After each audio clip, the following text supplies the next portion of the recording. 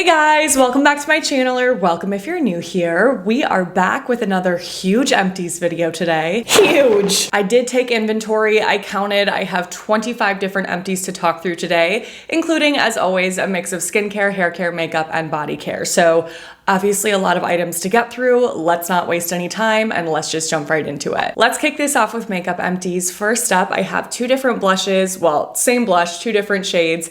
It is the Tarte Amazonian Clay 12-Hour Blush. I have the shade Sensual here, which is more of like a brown tone nude, and the shade Seduce, which is a true pink. I have obviously used these to death. I haven't used every single ounce of product, but have hit pan on both. Look at how crusty these look. Oh my God. When you have ripped off the lid to a blush because you've opened it so many times, it's probably time to let it go. These are expired, to say the least. This is still one of my all-time favorite blush formulas. It's so beautiful, so easy to work with. It's very buildable, it's long wear, and it's really, really lightweight. Something about it just makes the cheeks look naturally flushed, at least in comparison to a lot of other powder blushes that I've tried that look powdery and blushy on the cheeks. It's hard to explain if you haven't tried these, but they really are stunning, and they have so many amazing wearable everyday shades, more like this, that are just so flattering. So I feel like that pairs really well with the nice formula to just make the overall look more natural. So if you've never tried these, I would highly recommend. They really are so beautiful, but I just haven't been reaching for them as often because there's been so many new, fun, exciting blush launches over the past year. So I feel like I've just been dipping my toes into the sand. Is that it? Or the water? Dipping my toes into the water. I've been testing the waters, dipping. Okay. That's enough. I've been trying out a lot of other new blushes because I can't help myself. I am on a blush kick. So as much as I love these, I will say they're not like everyday staples for me anymore, but they're never gonna be out of my collection completely because they're beautiful. I feel like I'll come back to them in due time when I'm ready.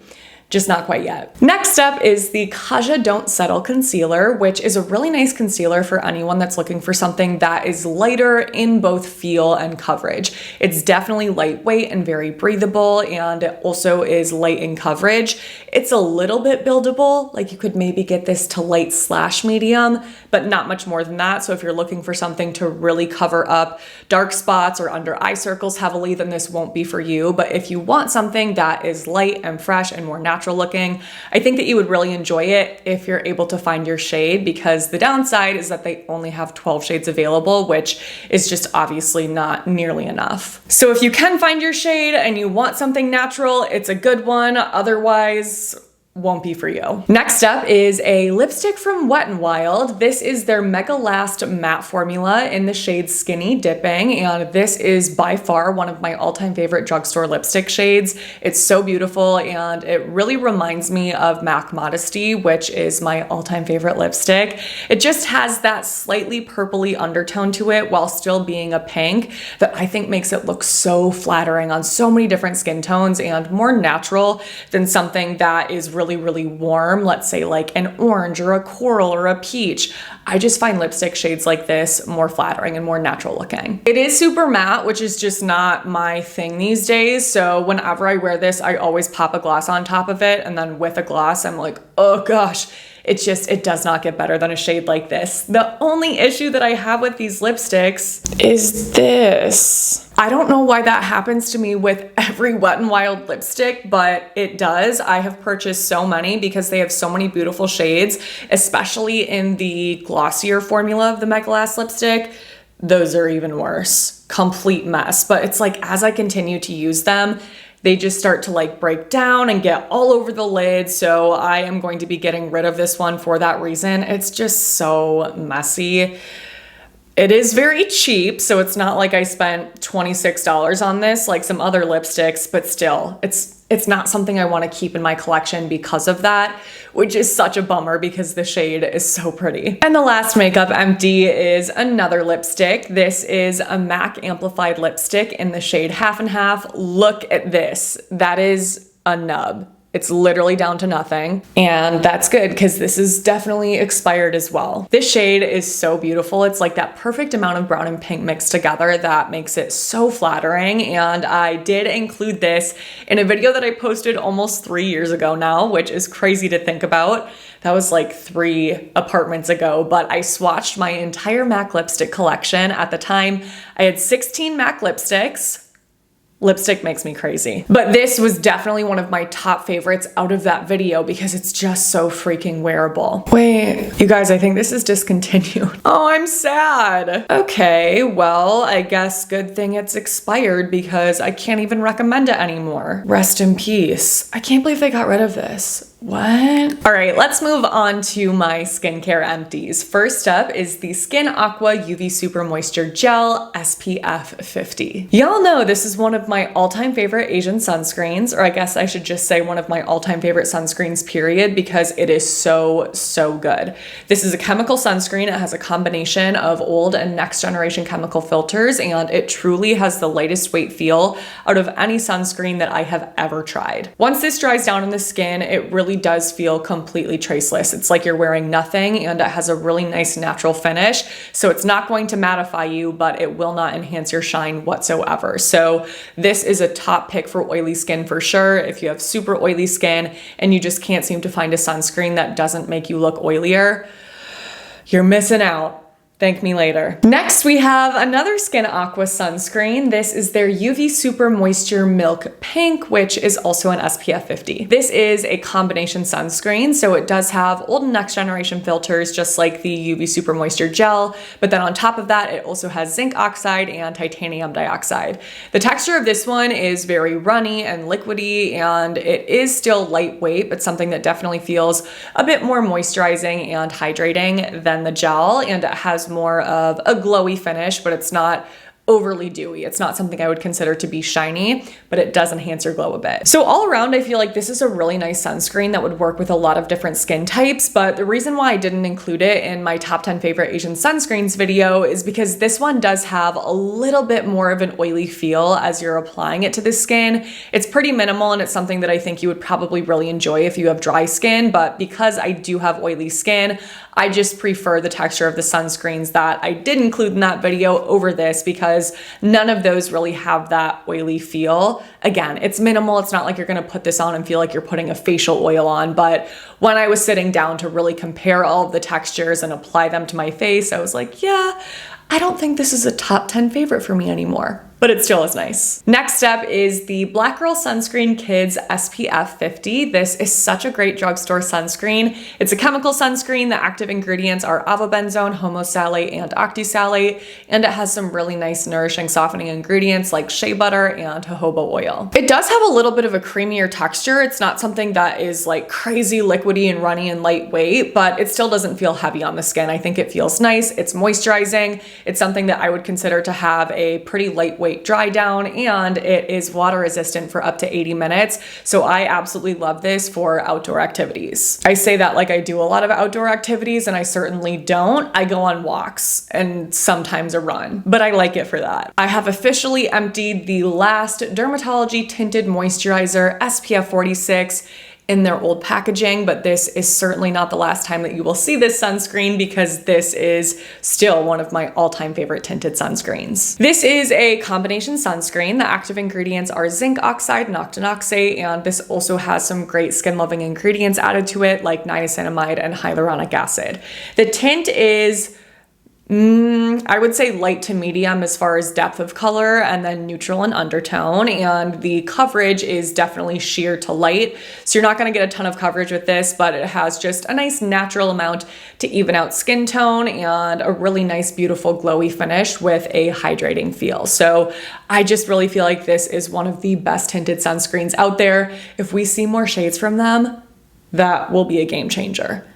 A girl can dream. Next up is the Vanicream Daily Facial Moisturizer, which you guys have seen a million times. I actually have another one that I'm using in my bathroom right now that is also almost an empty. And once I empty that, I think I am going to try to branch out and test out some other things because I've just been too addicted to this. You guys have seen this one too many times. But if you have tried this, you understand my addiction. You get why this has been so hard for me to part from, because it's just the perfect daytime moisturizer. It's a lightweight lotion with hyaluronic acid and ceramides and squalane, so it's hydrating and replenishing and softening, but it's not too heavy. It's just perfect. It never leaves my skin feeling dry. It never irritates my skin. It works great by itself. It works great under makeup. It does not really get better. So I will try out some other moisturizers. I'll switch things up, see what else is out there. Let me know in the comments below if there are any moisturizers that you guys want me to test out for the sake of reviewing, but she's always gonna be that girl. I'm never gonna be able to fully get rid of this. Doesn't let me down. I have 2 empties of both of these products, which should tell you how I feel about them. These are my go-to morning and nighttime serums that I've talked about 5 million times on my channel before. I have 2 of the Ordinary Buffet Plus Copper Peptide Serum. This is what I use every single morning. And 2 of the Dermatology Needleless Serum, which is what I use every single night. And aside from tretinoin, these 2 serums are really all that I'm using right now for targeted anti-aging purposes. So I am not planning to step away from, well, I was gonna say from either of these. I am going to be testing out a new copper peptide serum soon because a lot of you are asking my thoughts on it. It is the Niod copper peptide serum. So like the more expensive brand from The Ordinary or from DCM. DCM, how do you say that? I'll let you know my thoughts on that, but either way, I am sticking with copper peptides for now. I love this product so much. It's so good. So it's not because I haven't had a great experience with this. It's just because I did want to test something out for the purpose of reviewing for y'all based on your requests. But the needleless serum is something I've been using for, I think, 3 years now, and I don't have plans to replace this anytime soon. So I do have a 20% off discount code for dermatology in the description boxes of all of my videos. If you want 20% off, make sure to click through that link and the discount will be automatically applied at checkout. Otherwise, I don't know. I have nothing else to say. Next is the L'Oreal Paris Micellar Cleansing Water.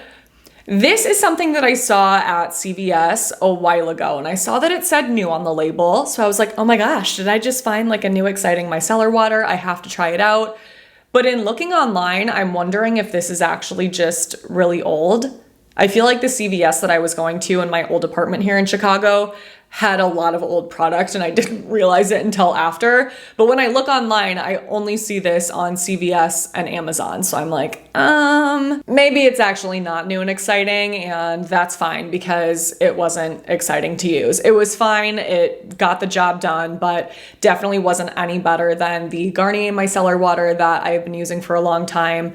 So I don't plan to repurchase this. I will stick with Garnier. It wasn't bad, but Next up is the Paula's Choice Omega Plus Complex Cleansing Balm, which I was so excited to test out. I got this in PR a while ago. It took me a long time to get through it, and it's not that big of a tube, so that is a hint to how I feel about this product. I thought I was going to be obsessed with it, and I just wasn't. It does have some really nice nourishing ingredients in it, like fatty acids, jojoba oil, meadow foam oil, and it does feel very nice and soft on the skin. It's not greasy, but it just doesn't do that great a job for me at removing heavier, fuller coverage makeup. I feel like it doesn't have that same immediate meltdown power that a lot of my other favorite cleansing balms do, where you can just easily swipe it away. I feel like this one was just a bit more difficult for me to work with, and given the price point, I would want something like this to be even better than my favorite cleansing balms, because all of my favorites are pretty cheap. So that was definitely a bummer because I really like the fact that this is in a tube versus a little jar or tub that you have to like dip your fingers into. I just feel like that gets so messy when you're putting that on your face or moving makeup. If you need more and have to reach into the jar, then it gets messy. So I like that this is a tube. It also has the cutest colored packaging ever, but not for me. But one that I do think performs a lot better than Paula's Choice is the Good Molecules Instant Cleansing Balm. This also has nice softening and nourishing ingredients like sea buckthorn oil, camellia oil, and shea butter. It's also non-greasy, but this has that immediate meltdown power that you can easily swipe away, that Paula's Choice just doesn't. So even though I don't love the jar thing, I would still definitely pay for this every time over Paula's Choice. All right, let's move on on to hair care next. First up, I have the Amika The Cure Intense Bond Repair Mask. I'm so sad that I emptied this because this is a phenomenal hair mask. It has so many amazing conditioning ingredients like shea butter, mango butter, sea buckthorn, oils, quartz, but it also has Beast PCA dimethicone, which is a modified silicone that protects the hair from damage and breakage. It's definitely very, very thick and dense and creamy. So if you have super thin, fine hair, or if you just don't love a really heavy hair mask, then this one will not be for you. Otherwise, I think that you will love it if you're into that kind of feel because it feels like a dream on the hair. Every time that I use it, my hair feels so, so soft after, just perfectly conditioned. I really love this. So definitely will repurchase this. I think I'll wait until the Sephora VIB sale, and then I'll probably have to get the jumbo tub because this went for me too soon. Another hair mask that I emptied is the Olaplex No. 8 Bond Intense Moisture Mask. This is definitely one of my favorite products from Olaplex. Tons of nice ingredients in this as well. So on top of their bond repair ingredient, this also has a lot of really nice conditioning plant oils, things like rice bran oil and meadowfoam seed oil. This does have a dense texture, but it still feels a lot lighter weight in my opinion than the Amika mask. So if that one just sounded like it would be too thick and buttery for you, then this one may be the one to go for. Still getting the benefit of protecting the hair from damage and breakage, just with a totally different texture. If you watched my latest wash day routine, then you will recognize this product. It is the Inculus Salicylic Acid Exfoliating Scalp Treatment. This is a step that I added to my pre-shampoo process to help to exfoliate my scalp, relieve itch, and remove buildup, and I absolutely love it. It's worked really well for me, and I definitely plan to continue using this. I actually already repurchased this. In order to use this, all I do is apply it to several sections of my scalp, massage it in, and let it sit on my scalp for at least 10 minutes, if not longer. Sometimes I'll sleep in it overnight. Just kind of depends on how my scalp is feeling, but I do talk through that in depth in my wash day routine, so I will list that below if you haven't seen that yet. Next is the Redken Acidic Bonding Concentrate Conditioner. This is such a great conditioner for really any hair type that's feeling super dry and frizzy because number one, it has a super low pH between 3 and 4, and number two, it's creamy and conditioning, but not super thick and heavy, so it's not going to easily build up on the hair. When I use this with the entire Redken Acidic Bonding Concentrate, that was a mouthful. When I use this with the entire Redken Acidic, we'll just say that range of products, my hair feels amazing. So soft. It's like I have new hair. It's just refreshed. It's lightweight. It's bouncy. It's perfectly conditioned. It's not weighed down. Oh my goodness. I really do love this. And something that I saw, actually I saw a few of you leave comments about this, so I did some digging. Some of you were saying that Redken has this acidic pH sealer, and I was like, well, I obviously need that. But when I looked online, I saw that it's a salon exclusive, so you can't just buy it online. I'm really hoping they come out with some sort of leave-in conditioning spray like that, that's acidic, that conditions the hair. I feel like that's what they're missing from this range, and I would die if they came out with that. I feel like it would be my new favorite thing ever. So anyway, that was just a side note. If Redken happens to see this, please come out with that. But in the meantime, great conditioner. Next up, we have the Color Wow Dream Coat. This product is everything. This makes my hair look the softest, smoothest, sleekest, shiniest, glassiest, glossiest it has ever looked in my entire life. It is unreal. This is literally like magic in a bottle. I don't understand it, but it just works so good. But I'm gonna spare you on my entire spiel because I already have a video talking all about this and how to use it. So I will list that below if you want more details on this. If you don't, then I say just go for it, just buy it. It's that good, but again, video listed below if you're not fully sold based on that. Next, we have the Redken One United All-in-One Multi-Benefit Treatment. This is a leave-in conditioning spray that is really great. It has some of my absolute favorite hair care ingredients like amodimethicone and coconut oil, and overall, I feel like this is pretty comparable to Pureology Color Fanatic, which I found interesting because Pureology and Redken are both owned by L'Oreal, but when you divide the price out per ounce, Redken is actually more expensive, which confuses me because I always thought that Pureology was the more expensive of the two brands. So I don't know. So if you were wondering about this spray, I think that it's really good, but it seems that Pureology is the more affordable route to get the same kind of ingredients and benefits. And my last hair care empty is actually from Pureology. It is the Refresh and Go Dry Shampoo. This is a really solid dry shampoo. I did include it in my first dry shampoo showdown, so I'll list that below. You really get to see it in action compared to a bunch of other dry shampoos, but it's also $29. So for the price for me, it's just not impressive enough for me to continue purchasing this because there are others that I prefer over this. But again, not bad if you were curious about it. Don't think you'll hate it. I just would recommend others more. And the last category of empties is body care. I only have 2 different empties to talk about. Well, 4 again, but 2 of each. You guys are seeing a theme here. I can't stop when I love something.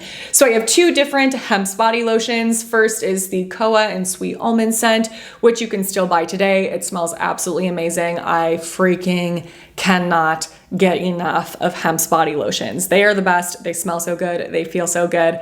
Okay, this was one of the holiday fragrances that they had last year, and I loved the smell so much that I purchased multiple, so I have still been using them since.